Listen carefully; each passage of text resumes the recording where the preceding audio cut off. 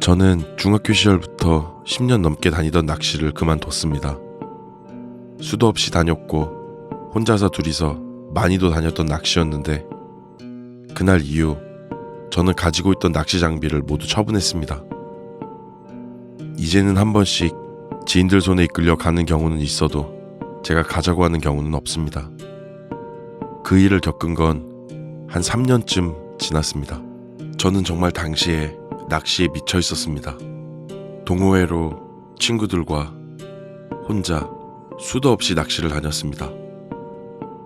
물론 여자친구도 있었지만 퇴근하면 낚시하러 가고 주말이나 휴일에도 낚시를 주로 다니는 저를 여자친구는 항상 못마땅하게 생각했고 그로 인한 다툼이 정말 많았습니다.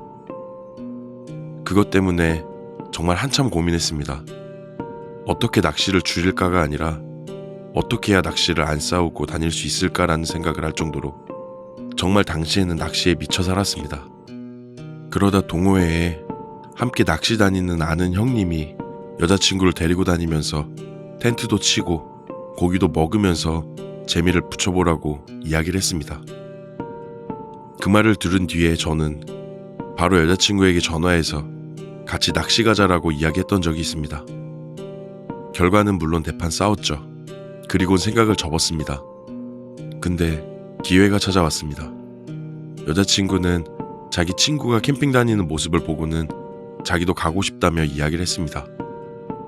저는 바로 바닷가로 가자고 이야기를 했고 가서 물고기 잡아서 회도 먹고 삼겹살도 먹자고 이야기하니 저번과 반응이 다르게 너무나도 좋아했습니다. 그렇게 저희는 바닷가로 캠핑을 가게 되었습니다.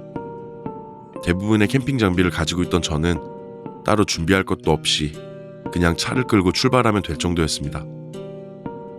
그리고 금요일 여자친구와 제가 모두 퇴근 후에 제가 준비한 낚시 포인트 겸 텐트를 피고 취사하기 좋은 포구 인근으로 출발했습니다. 저희가 사는 지역에서 약 1시간 정도 더 떨어진 곳으로 정말 작은 포구였고 동네 주민 말고는 딱히 사람도 없었던 곳입니다. 한 1시간쯤 운전을 했을까? 서너 번 와본 곳임에도 불구하고 낯선 느낌만 자꾸 들어 뭔가 불안했습니다.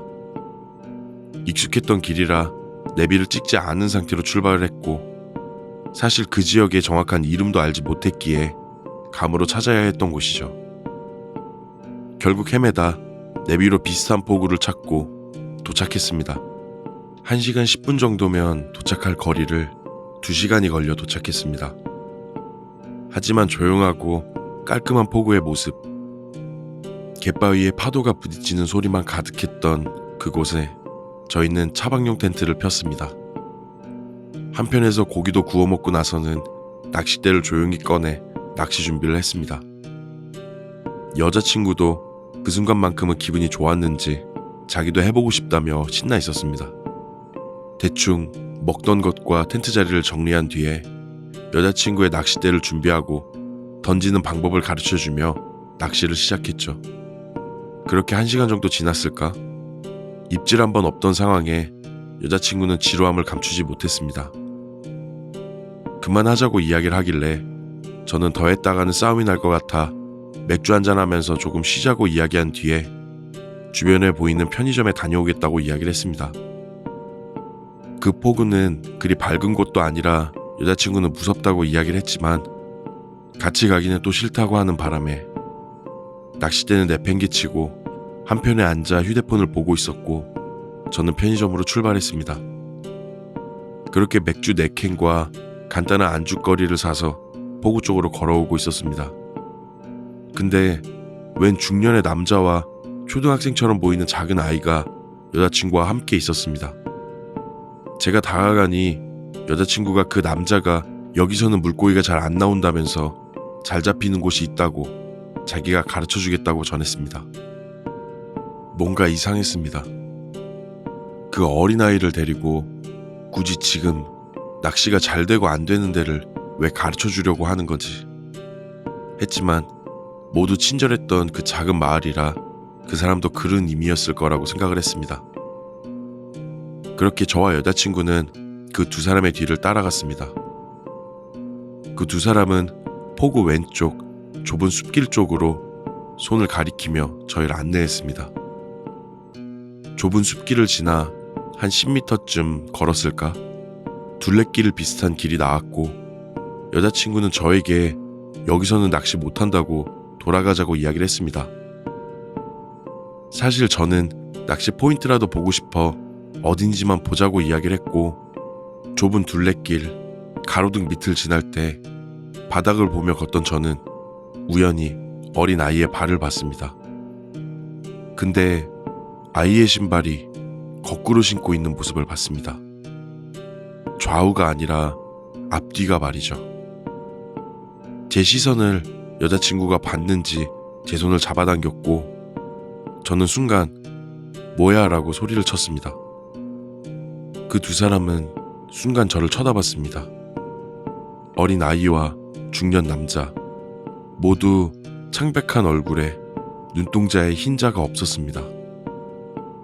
순간 소리치며 저와 여자친구는 숲길을 헤치고 나왔습니다.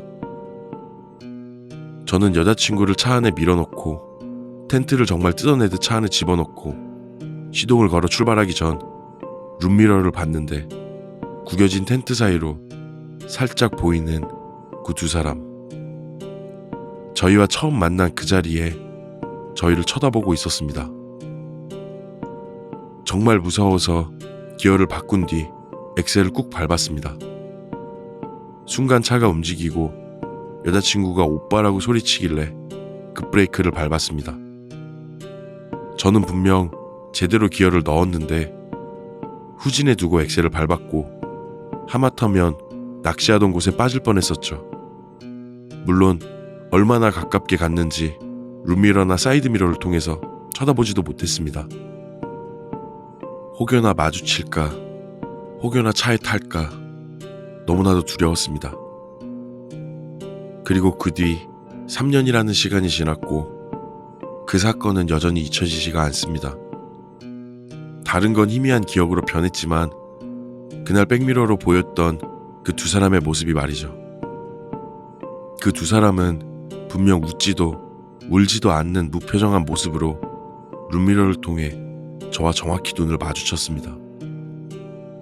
저는 아직도 해변가를 가거나 밤에 혼자 운전을 할 때면 룸미러를 보는 것이 공포로 다가옵니다.